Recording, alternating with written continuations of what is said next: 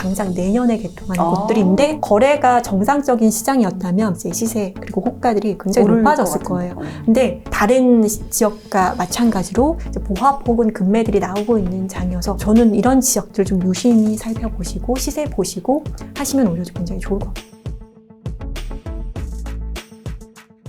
교통망, 학군, 일자리 이 세 가지 다 중요한데 네. 그래도 또 수도권 부동산에서 볼 때 이 중에 가장 중요하다고 보면 어떤 게 있을까요? 수도권 중에서도 약간 서울과 경기, 인천 쪽으로 좀 나눠봐야 될 것 같은데요.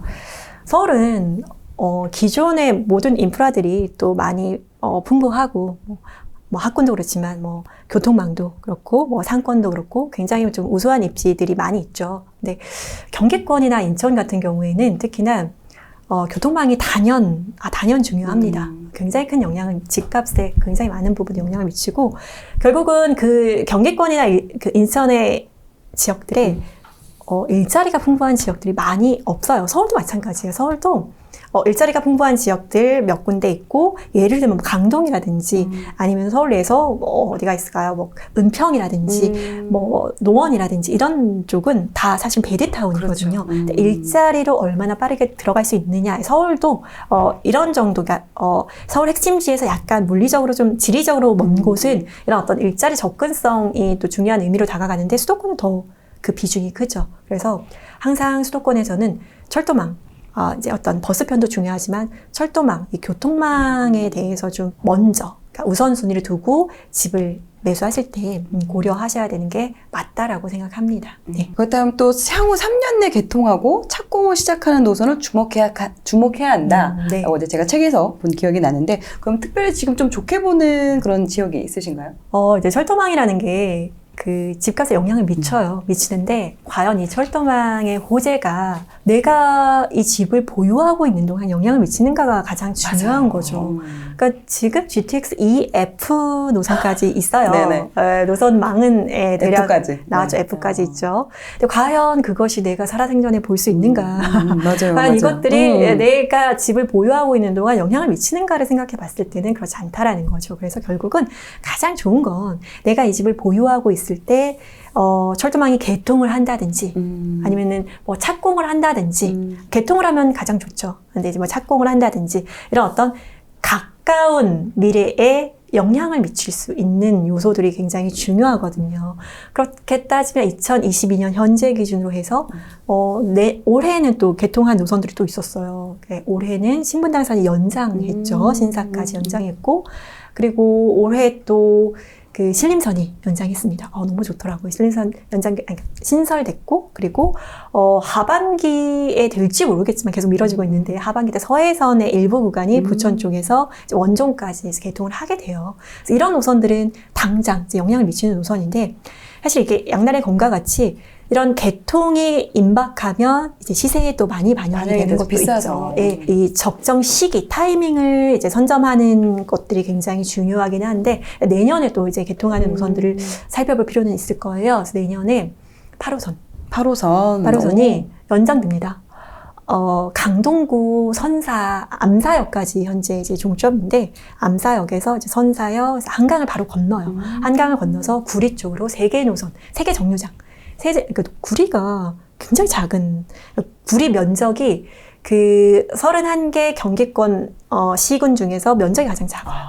인구가 가장 작은 건 과천이고, 되게, 그러니까, 구리 시내를 남쪽에서 북쪽까지 걸어가 1시간 이내로 다 걸어갔을 천천히 걸어갔을 때 도보로 1시간밖에 안 1시간 이내. 네, 빠른 걸음으로 한 40분 정도 걸립니다. 이 거리 안에 3개의 정류장이 들어오게 되는 거예요. 굉장히 촘촘하게 들어오게 되죠. 그래서 구리가 이 8호선의 영향을 크게 받을 거고요. 구리는 또 이제 정비 사업도 활발하게 진행이 됐던 곳이고 지금 진행되고 또 초기구역 재개발도 또 진행이 되는 정도로 그냥 작은 지역, 이 콤팩트한 구리라는 곳이 곳곳이 다 좀 개발의 움직임들이 또 있는 곳이어서 구리가 약간 서울 광진구하고 바로 붙어 있는 그러니까 서울 인접 지역이에요. 그래서 구리도 평당가가 지금 낮지는 않은 곳이긴 한데 어느 정도 여기는 뭐 서울이다라고 할 정도로 경기권의 서북부 경기권의 관문이 되는 지역이어서 그 구리 자체가 약간 구도심인데 구도심이어서 막 언덕도 많고 이렇게 좀 노후된 주거지도 많음에도 불구하고 뒤쪽에 남양주보다도 이제 평당가가 좀 높고 예, 그런 어떤 컴팩트하면서 미래 가치가 좀 있는 곳인데 이런 곳에 이제 8호선이라는 게 8호선이 좋은 게 강남을 직접 들어가진 않지만 2호선 잠실역을 들어가요. 잠실에서 2호선 타고 또 바로바로 강남 쪽으로 넘어갈 수 있기 때문에 굉장히 좋은 노선이다라고 봅니다. 그래서 8호선 영향을 받을 수 있는 구리, 그리고 남양주, 다산, 별내 이런 쪽. 별내가 교통망이 좀 불편했었는데 이제 지하철이 철도망이 들어오게 되면은 강남 접근성이 굉장히 좋아지는 거죠. 이런 지역들 당장 내년에 개통하는 곳들인데 원래는 이제 거래가 정상적인 시장이었다면 지금쯤 구리나 남양주 쪽에 이제 시세 그리고 호가들이 굉장히 높아졌을 거예요. 근데 다른 지역과 마찬가지로 이제 보합 혹은 급매들이 나오고 있는 장이어서 저는 이런 지역들 좀 유심히 살펴보시고 시세 보시고 하시면 오히려 좀 굉장히 좋을 것 같아요. 그리고 절대 가격 자체가 6억 이하의 아파트들도 있는 곳이기 때문에 20평대 기준일까요? 예, 10평, 20평대.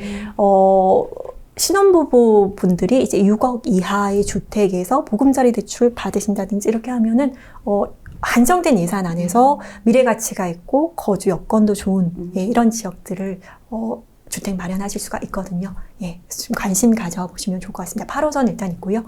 서해선 늘 말씀 많이 드렸고 서해선 내년에 개통합니다. 그래서 고양시부터 시흥, 그다음 부천 다 경유하는 노선들에서 일자리 확장성이 이렇게 커져요. 그래서 저는 이런 지역들도 눈여겨봐야 한다라고 생각하고요.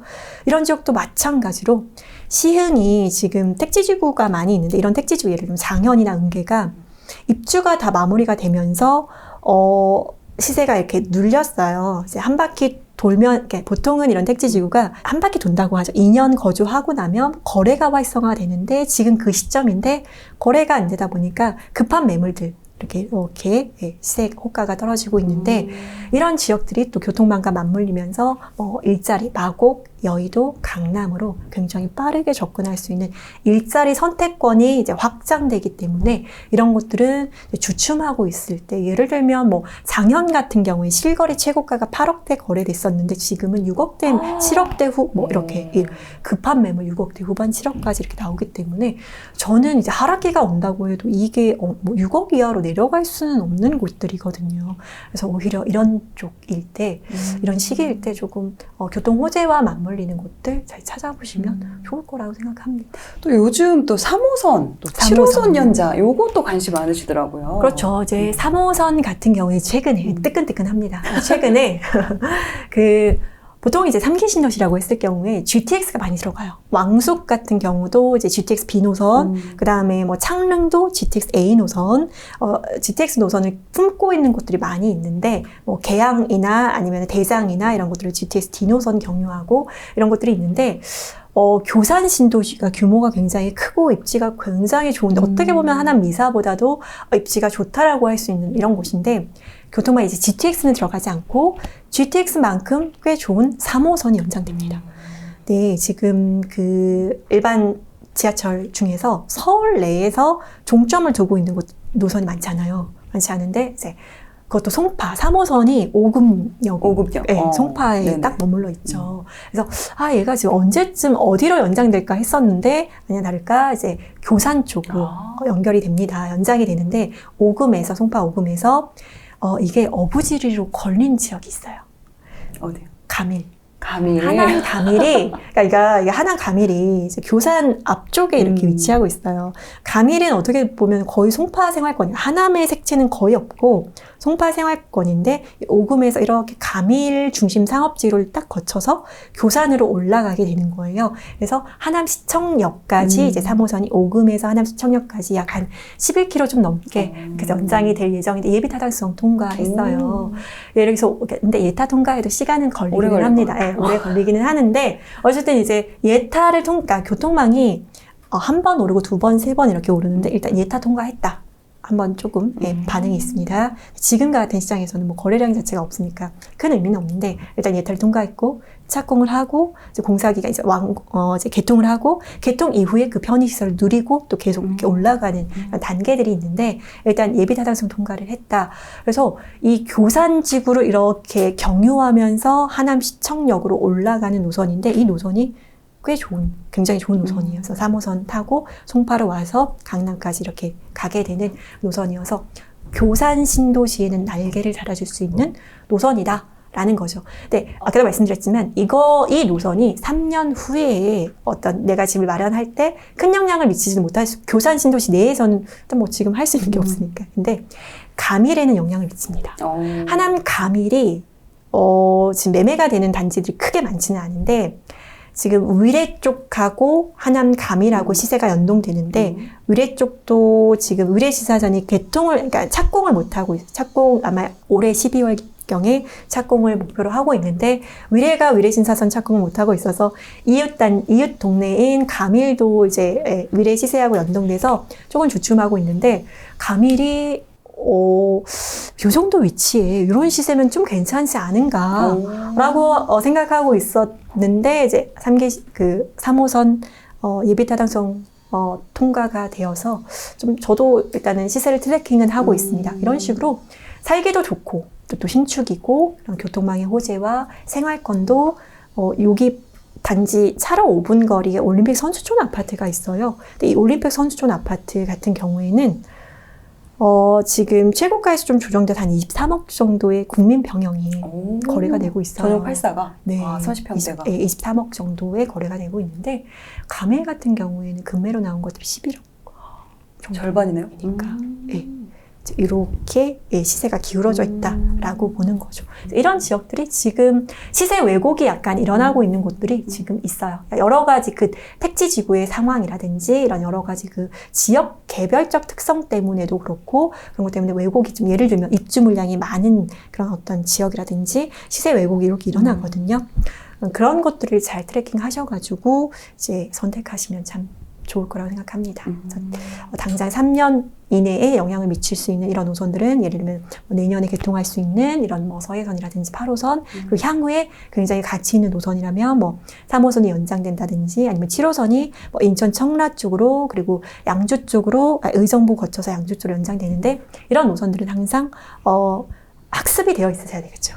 그렇게 되면은 향후에 의사 선택하시는데 도움이 될 것이다 라고 봅니다.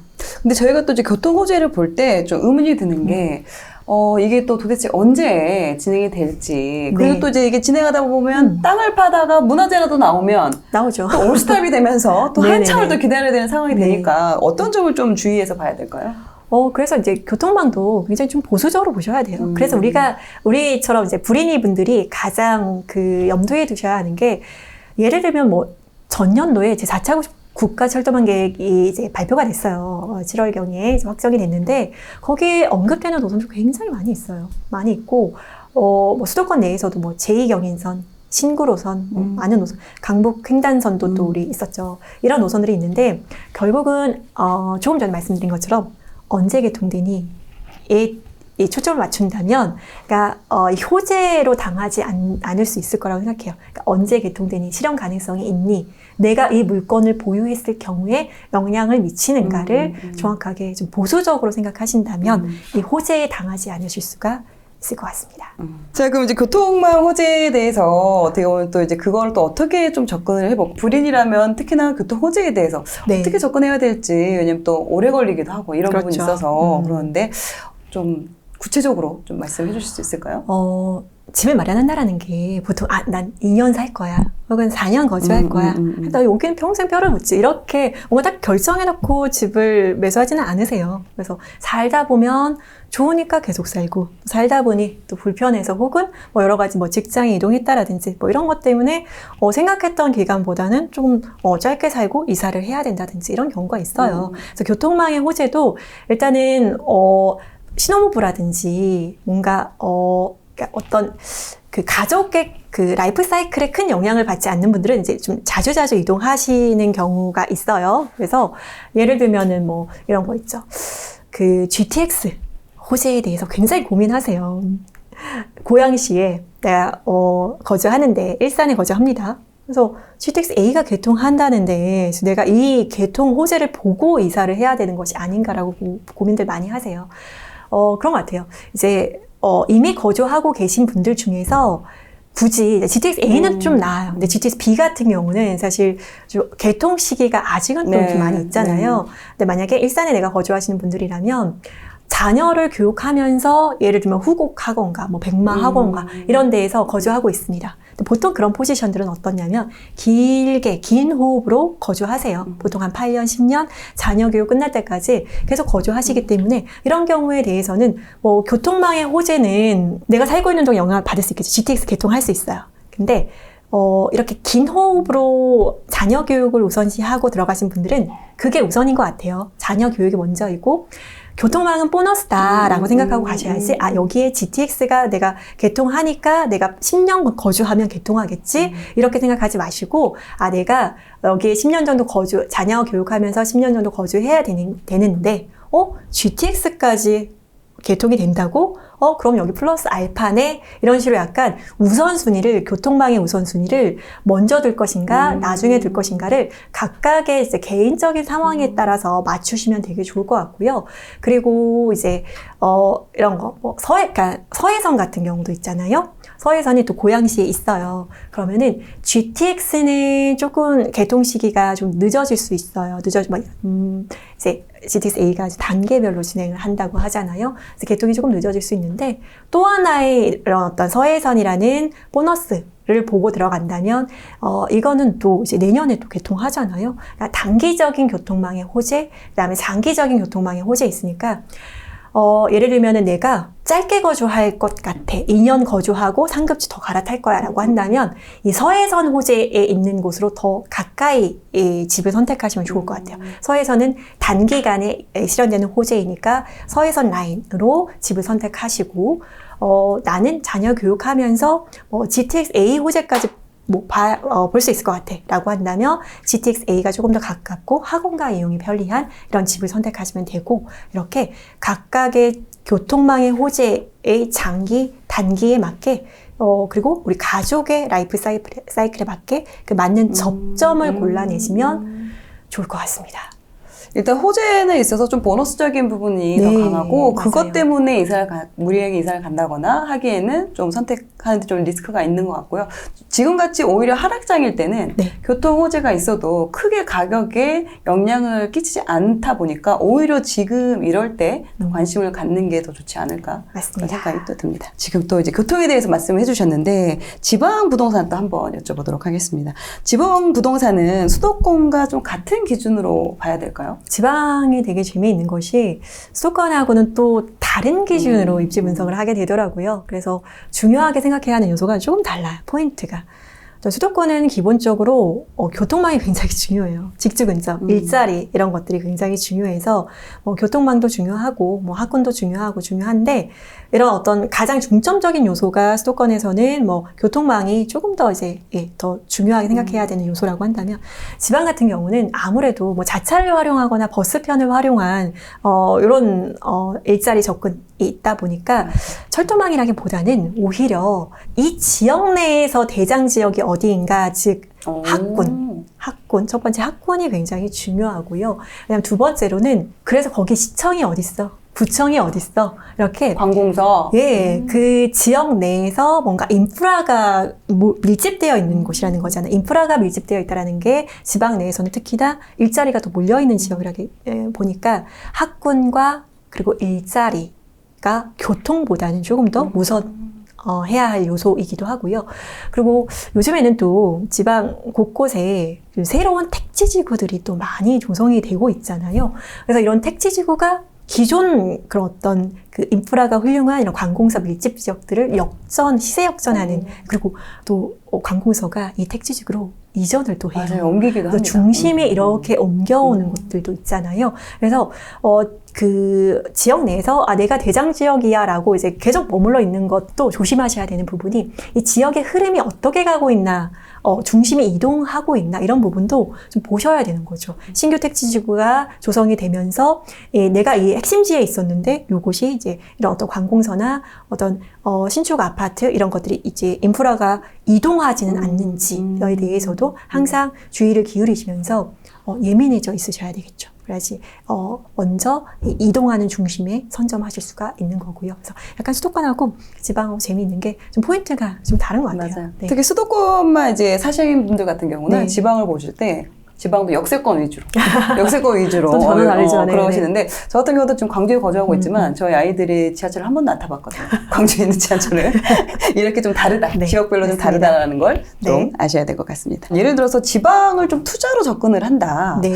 그러면 어떻게 좀 접근을 해볼 수 있을까요? 지방은 일단 기존의 원도심이나 이제 대장 지역 같은 경우에는 마찬가지로 이미 비싸죠. 그래서 지방도 말씀드린 것처럼 새로운 어떤 개발의 동력이 있는 지역, 가장 대표적인 게 뭔가 새로운 주거 벨트가 형성된다든지 아니면 굉장히 큰 일자리가 들어온다든지 이런 부분을 좀 그러니까 역동적인 지역, 모멘텀이 있는 지역들을 선점하시는 게 중요할 것 같고요. 그러니까 이미 비싸고 좋은 지역보다 앞으로 이 비싼 지역을 좀 따라갈 수 있는 지역, 수도권도 마찬가지죠. 따라갈 수 있는 모멘텀이 있는 성장 동력이 있는 지역과 상품을 선택하셔야 되고, 그리고 이제 지방 같은 경우는 부동산이라는 게 다 그렇죠. 수요와 공급에 있어서 조금 더 예민한 것 같아요.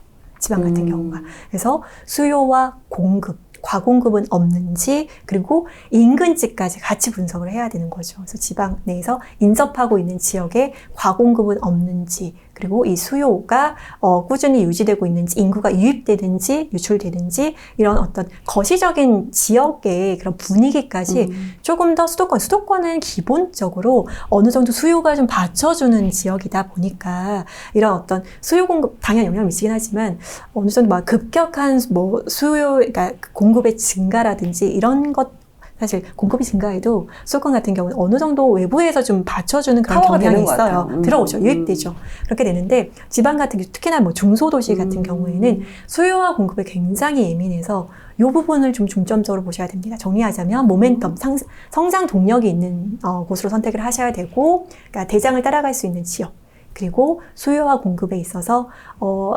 난감한 상황이 닥치지 않아서 이게 전세가 안 맞춰지거나 하면은 보통 이제 지방 투자하시는 분들이 큰 돈 가지지 않고 큰 자본 아니면 소액 자본으로 이제 투자하시는데 여기에서 이제 전세가 너무 낮아져 버리든지 전세가 채워지지 않는다든지 굉장히 어려운 상황에 처해질 수 있기 때문에 조금 더 수도권보다도 오히려 더 보수적으로 한 번 더 확인하고 이제 시장 상황을 면밀히 살피면서 투자하셨으면 좋겠습니다.